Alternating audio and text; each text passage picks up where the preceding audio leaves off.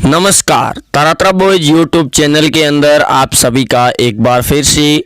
बहुत बहुत स्वागत है। और आप हमारे चैनल पर नए हैं तो चैनल को सब्सक्राइब ज़रूर करें और वीडियो को ज़्यादा से ज़्यादा शेयर ज़रूर करें, क्योंकि महाराष्ट्र के अंदर भी राजनीति में बड़ा भूसाल आ चुका है। वहीं बीजेपी पार्टी ने बड़ा ऐलान भी कर दिया है कि महाराष्ट्र में अगले 1 या 2 महीनों के भीतर ही फिर से महाराष्ट्र में भाजपा की सरकार बनेगी। तो दूसरी तरफ राज्यपाल भगत सिंह कोश्यारी के साथ में भी बीजेपी के कई दिग्गज नेताओं की अहम मुलाकात और लगातार बैठकें भी शुरू हो चुकी है। जिस प्रकार से मध्य प्रदेश में कांग्रेस की सरकार को गिराकर भाजपा की सरकार बनाई गई थी, उसके बाद में ऑपरेशन लोटस का आगाज राजस्थान में भी हो चुका है। पिछले 3 से 4 दिनों के भीतर ही कई कांग्रेस के कद्दावर नेताओं के इस्तीफे, तो कांग्रेस पार्टी ने कई दिग्गज नेताओं को बर्खास्त भी कर लिया है और अब महाराष्ट्र के अंदर भी ऑपरेशन लोटस की शुरुआत हो चुकी है। वहीं देवेंद्र फडणवीस और रामदास अठावले ने भी बयान दिया है कि जल्द ही महाराष्ट्र के अंदर ही बीजेपी की फिर से सरकार बनेगी। और शरद पवार को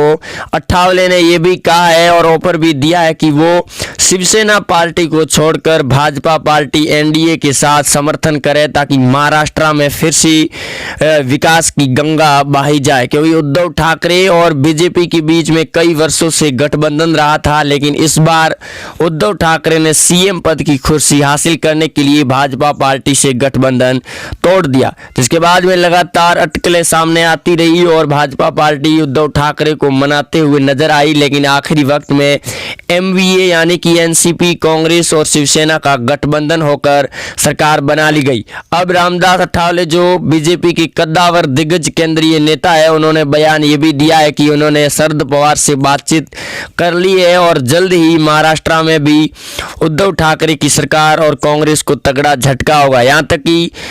बीजेपी पार्टी के अंदर शिवसेना के कई एमएलए जो पहले से भाजपा पार्टी के समर्थन में थे, वो पूरी तरह से भाजपा के समर्थन में भी आ चुके हैं। तो दूसरी तरफ महाराष्ट्र के पूर्व सीएम देवेंद्र फडणवीस ने भी बयान दिया है अठावले के बयान के ऊपर कि अब ऐसा ही लग रहा है ऑपरेशन लोटस और महाराष्ट्र के अंदर ऑपरेशन अरुणा की शुरुआत हो चुकी है, जो जल्द ही बीजेपी को महाराष्ट्र में फिर से एक सत्ता हासिल करेगी और कांग्रेस पार्टी को झटका दिया जाएगा। वहीं एंटोनियम गैंग और सोनिया गांधी को लेकर भी उद्धव ठाकरे काफी ज्यादा चिंतित नजर भी आते हैं, क्योंकि अभी हाल ही में राज्यसभा के चुनाव भी हुए थे। उस समय सीटों के बंटवारे को लेकर भी कांग्रेस पार्टी ने उद्धव ठाकरे पर दबाव बनाया था। तो दूसरी तरफ शरद पवार भी उद्धव ठाकरे से लगातार हफ्ते के अंदर 4 से 5 बार बैठकें और मुलाकात भी कर रही है, क्योंकि कहीं ना कहीं उद्धव ठाकरे और एनसीपी को अब लग चुका है कि जल्द ही महाराष्ट्र के अंदर भी बीजेपी पार्टी कुछ बड़ा ऑपरेशन चलाने वाली है। क्योंकि इससे पहले आपको बता दें कि मध्य प्रदेश और राजस्थान में कांग्रेस की सत्ता पूरी तरह से हिल चुकी है और लगातार बयानबाजी ये भी हो रही है। और सचिन पायलट जो राजस्थान के उप मुख्यमंत्री थे, उन्हें कांग्रेस पार्टी से बाहर निकाल भी दिया है। उनके साथ में 2 मंत्री और कई विधायक थे जो उनके समर्थन में थे, करीब 25 एमएल थे, उन्हें भी विधानसभा की तौर पर नोटिस जारी कर दिया गया है। और अब शिवसेना, कांग्रेस, एनसीपी की एमवीए महागठबंधन जो महाविकास आघाड़ी का गठबंधन है, उसको लेकर चिंतित भरी खबरें सामने आ रही है। और शरद पवार पहले से ही बयान दे चुके हैं कि अगर उद्धव ठाकरे अल्प बहुमत के अंदर आते हैं तो वो सीधे ही भाजपा पार्टी का दामन थाम देंगे, क्योंकि राज्यपाल भगत सिंह कोश्यारी पिछले कई महीनों से एक्टिव है और भाजपा पार्टी को फिर से सत्ता में लौटाने की पूरी तरह से कोशिश भी कर रही है। लेकिन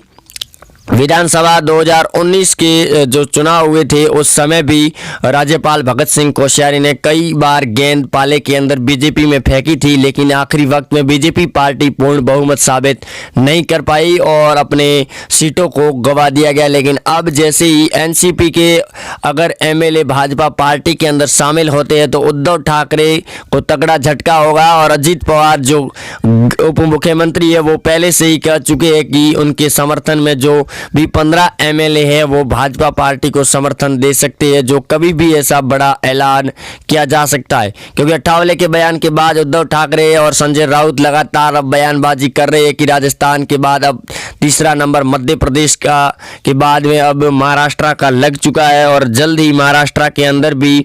बीजेपी की सरकार फिर से सत्ता में लौटने की पूरी तरह से कोशिश की जा रही है। क्योंकि उद्धव ठाकरे पूरी तरह से फेल होते हुए नजर आ रहे हैं महाराष्ट्र की सरकार के अंदर, और लोग भी महाराष्ट्र के चाह रहे हैं कि भाजपा और शिवसेना का गठबंधन हो जाए फिर से। लेकिन अगर शिवसेना गठबंधन नहीं करती है तो फिर एनसीपी और अजीत पवार दोनों ही मिलकर फिर से भाजपा की सरकार, एनडीए की सरकार बनाई जाएगी। क्योंकि कांग्रेस के कद्दावर दिग्गज नेता संजीव झा का भी कांग्रेस से बर्खास्त कर दिया गया, जो महाराष्ट्र के अंदर वरिष्ठ और दिग्गज नेता है, जिनको भी कांग्रेस पार्टी ने बर्खास्त कर दिया। क्योंकि उन्होंने सचिन पायलट के समर्थन में ट्वीट किए थे और सुझाव भी दिए थे कि सचिन पायलट को मुख्यमंत्री बना लेना चाहिए राजस्थान के अंदर और सीएम अशोक गहलोत को हटा भी देना चाहिए। तो दूसरी तरफ एंटोनियम सोनिया गांधी और राहुल गांधी भी इस चर्चा के अंदर आ पहुंचे हैं और कांग्रेस में हुए इस बदलाव के बाद में राहुल गांधी ने भी कल रात को एक बयान दिया है कि जिन नेताओं को कांग्रेस पार्टी को छोड़कर जाना है उन्हें हम रोक नहीं सकते हैं और वो जा सकते हैं, जिसे साफ तौर पर जाहिर हो सकता है कि महाराष्ट्र और मध्य प्रदेश और राजस्थान के अंदर भी अब सत्ता पलट हो रही है और कांग्रेस पार्टी अब सिर्फ और सिर्फ प्रियंका गांधी, राहुल गांधी और सोनिया गांधी तीनों ही गांधी परिवार के बीच में सिमटती हुई नजर आ रही है। वहीं इन सभी ऑपरेशनों की निगरानी गृह मंत्री अमित शाह खुद इस ऑपरेशन की निगरानी कर रहे हैं और ऑपरेट भी कर रहे हैं। तो दूसरी तरफ भाजपा के दिग्गज नेता वो भी बयान दे चुके हैं कि जल्द ही मध्य प्रदेश की तरह ही महाराष्ट्र और राजस्थान में भाजपा की सरकार सत्ता के अंदर फिर से लौटेगी। क्योंकि कांग्रेस पार्टी अल्प बहुमत के अंदर आ चुकी है, तो राजस्थान में बीजेपी के नेताओं ने दबाव बनाना शुरू कर दिया है फ्लोर टेस्ट के लिए। राज्यपाल कलराज मिश्र ने भी बड़ा बयान दे दिया है कि जल्द ही फ्लोर टेस्ट किया जाएगा। लेकिन अशोक गहलोत अभी भी कह रहे हैं कि उनके पास में 101 विधायकों का बहुमत है। लेकिन बीटीपी के 2 विधायक अगर समर्थन वापस ले लेते हैं, क्योंकि एक विधायक ने वीडियो के तौर पर बयान भी जारी किया था जिसके बाद में अशोक गहलोत के पास में 98 रहते हैं, जो बहुमत से 100 सदस्य कम हो जाएंगे और भाजपा पार्टी के अंदर 15 सदस्य भी लौट जाते हैं तो काफ़ी ज़्यादा फायदा भी हो सकता है। तो दूसरी तरफ महाराष्ट्र के अंदर भी तहलका मच चुका है राजनीति के सियासी घटनाक्रम को लेकर। उद्धव ठाकरे को चिंता बढ़ चुकी है। संजय राउत इस पार्टी को बचाने के लिए भरपूर कोशिश कर रहे हैं और लगातार बैठकें भी ले रहे हैं कि आखिर बीजेपी का अगर ऑपरेशन अरुणा महाराष्ट्र के अंदर चलता है तो देवेंद्र फडणवीस को किस प्रकार से रोका जाएगा, इसकी पूरी तरह से तैयारियां की जा रही है। लेकिन देवेंद्र फडणवीस अपने ऑपरेशन की पूरी तरह से तैयारियां कर चुके हैं। तो दूसरी तरफ संजय राउत का भी बयान सामने आ चुका है और लगातार बढ़ रही इस खींचातानियों के बीच में ज्योतिरादित्य सिंधिया जो मध्य प्रदेश से अलग हुए और भाजपा पार्टी के अंदर शामिल हुए, उनका भी बयान सामने आया है कि कांग्रेस के कई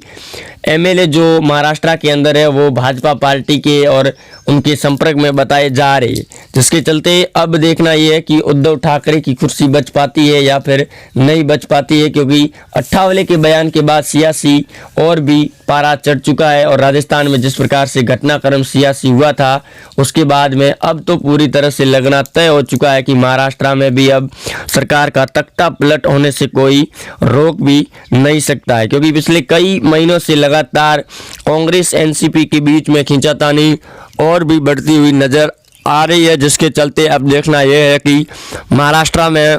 उद्धव ठाकरे की सरकार को तगड़ा झटका मिलता है या फिर नहीं मिलता है। क्योंकि एनसीपी शरद पवार के पास में जो 25 से 30 एमएलए है वो सीधे अगर भाजपा पार्टी का दामन थामते हैं तो फिर भाजपा पार्टी की पूरी तरह से सत्ता मजबूत हो जाएगी और सत्ता के अंदर ही भाजपा पार्टी लौट आएगी, जिसके बाद में तगड़ा झटका होगा एक शिवसेना को। क्योंकि बाला साहब ठाकरे ने जो अलग पार्टी बनाई थी हिंदू राष्ट्र पार्टी, वो भाजपा और की संगठन में बनाई थी और भाजपा से ही गठबंधन किया था, जिसके बाद में बाला साहब ठाकरे के नेतृत्व में काफ़ी पार्टी का तहलका रहा। और दूसरी तरफ राज ठाकरे भी लगातार उद्धव ठाकरे को भाजपा पार्टी के अंदर लौटने की चर्चा भी कर रही है। वहीं महाविकास एमवीए के इस गठबंधन के चलते काफ़ी ज़्यादा नुकसान भी हो रहा है उद्धव ठाकरे का, क्योंकि खींचातानी और बढ़ी हुई है और एंटोनियम की प्रमुख सोनिया गांधी लगातार उद्धव ठाकरे पर